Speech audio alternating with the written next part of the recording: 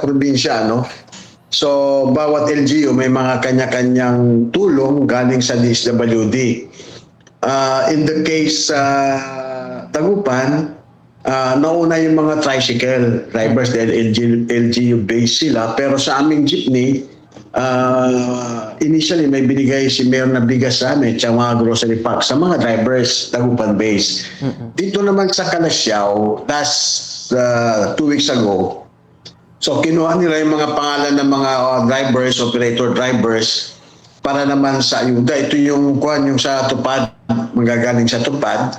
20 days program works na nagkakalaga ng 10,000. So hinihintay lang nila kung kailan sila mag-uumpisang mag-participate sa programa ng DOLE, ng tupad.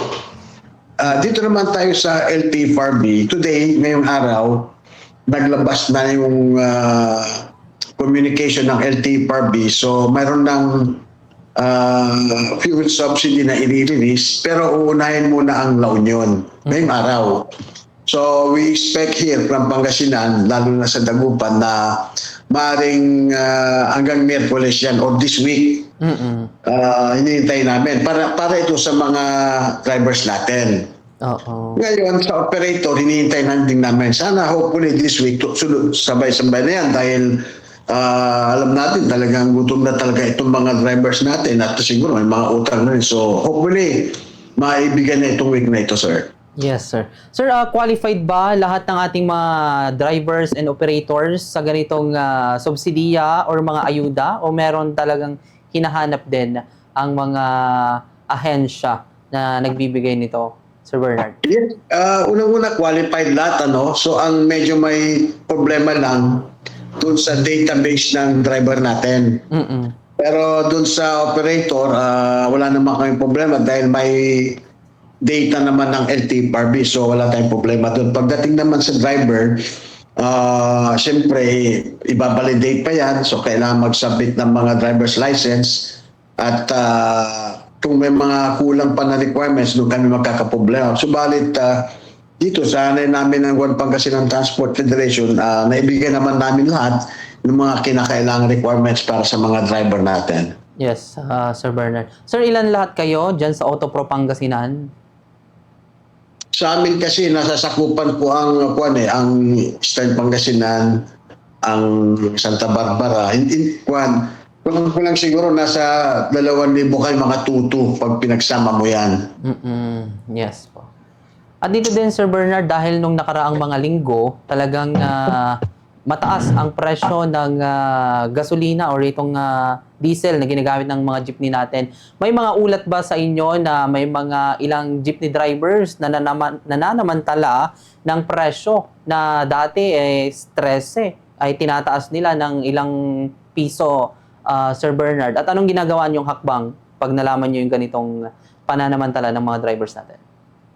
Pagdating dyan sa yung pamasahe, yung regular fare, mahigpit nating pinapatupad yung regular fare na 13 pesos at sinusunod din namin yung succeeding kilometers na 1.80. Halimbawa, lumagpas ka na ng 4 kilometers na 13 plus 180 na yan, succeeding kilometer. Ngunit may mga pagkakataon na yung mga mismong mananaka, yung mga commuters natin na sila na yung mismo nagdadagdag ng halimbawa 13 yung minimum, ginagawang 15. Yung iba naman, pag nagbigay ng 20 pesos, hindi na kinukuha yung sukli. So far, so good. Wala naman kaming na-receive na nag-overcharge itong mga driver natin kasi mahigpit namin pinapatupad ito. Hindi ko lang alam kung may mga mangilan-ilan na drivers na nag-overcharge. So wala kaming balita tungkol doon. Opo. Pero ngayon din, Sir Bernard, nagpatupad na din ba tayo ng service contracting program? Kasali ba ang Autopro Pangasinan dito? Yan ang masakit kasi yes, may mga kasaling Autopro doon sa mga may modernized vehicle. So sa ngayon, ang binigyan nila ng pribileyo na makasama sa service contracting itong mga modernized vehicle. Sa mga traditional, hindi kami binigyan. Siguro ang dahilan dahil sila naman ay mga may buwanang binabayaran yung amortization nila, napakalaki, kaya binigyan sila ng priority. Subalit, naiintindihan naman tayo niyan. Pero ang sa amin din naman bilang mga traditional operators, sana sinama kami kahit 5 araw lang. Para naman kung sa gayon, makabawi kami rin dun sa mga lugi natin. So, panawagan namin sa ahensya, sa LTFRB at DOTR na bigyan din kami ng kahit ilang araw lang na service contracting. Maximum, minimum of 5 to 10 days, okay na sa amin yon. Opo. Yes, sir. Nagpasa na po ba kayo